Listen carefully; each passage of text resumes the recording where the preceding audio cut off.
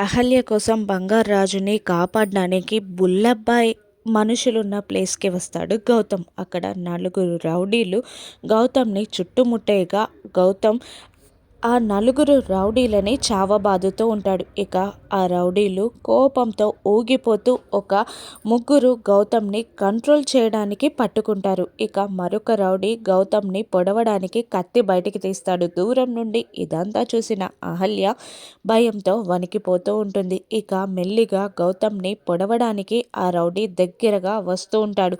Gautam విడిపించుకోవడానికి try చేస్తూ tension పడుతూ ఉంటాడు. కానీ ముగ్గురు గౌతమ్ని కంట్రోల్ చేస్తూ ఉండడంతో విడిపించుకోవడం గౌతమ్ వల్ల కాదు. ఇక ఒక రౌడీ గౌతమ్ని పొడవబోయే చివరి క్షణంలో ఆ రౌడీ తలపై కర్రతో గట్టిగా దెబ్బ పడుతుంది. ఎవరా అని అందరూ అటువైపుగా చూడగా అక్కడ కర్ర పట్టుకొని కోపంతో మహంకాళిలా ఊగిపోతూ ఉంటుంది అహల్య.